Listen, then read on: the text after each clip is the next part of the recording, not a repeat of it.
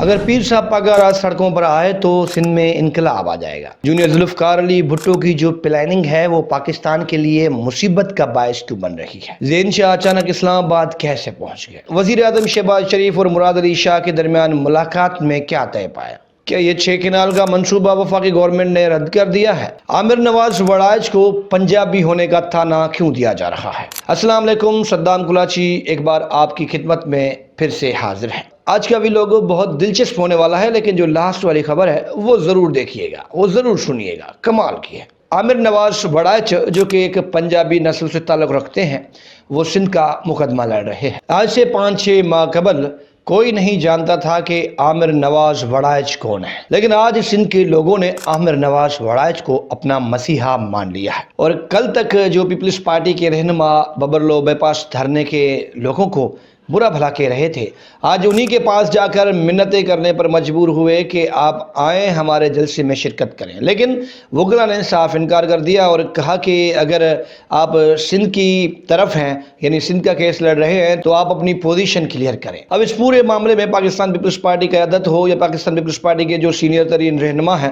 انہوں نے صبر اور تحمل کا مظاہرہ کیا ہے۔ اب رانا ثناء اللہ جیسے ہی سندھ کے قوم پرست اور وکلا کے ساتھ رابطے میں آتے ہیں، تو اس کے بعد ایاز لطیف پلیجو ہوں، عامر نواز وڑائچ ہوں یا زین حسین شاہ ہوں، یہ فوری طور پر جو رانا ثناء اللہ نے لفظ بائے لفظ کہتے ہیں، وہ وہی الفاظ پریس کانفرنس کر کے اپنے لوگوں کو بتا رہے ہوتے ہیں۔ اب بھارت نے پاکستان کے ساتھ سنتاس معاہدہ وغیرہ وغیرہ جو چیزیں ہیں وہ معطل کی ہیں، پابندیاں ہیں، لوگ واپس بلائے جا رہے ہیں۔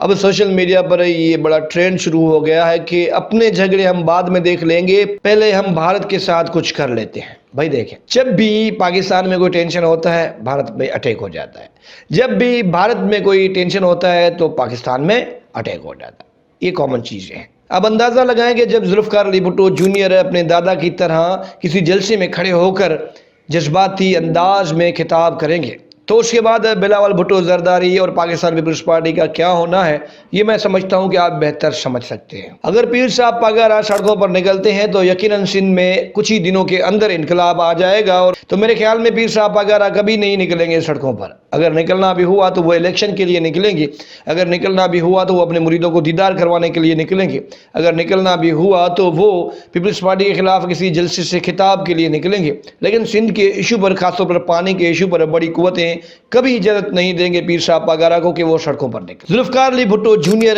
اپنے دادا کی طرح اس وقت سب سے زیادہ مقبول ہو رہے ہیں، اور پاکستان پیپلز پارٹی بلاول بھٹو زرداری کو یہ ڈر کھایا جا رہا ہے کہ کیونکہ وہ ان کے خاندان کا ہی بندہ ہے، اپنے خاندان سے لڑائی سب سے زیادہ مہنگی پڑتی ہے اور سب سے زیادہ نقصان ہوتا ہے۔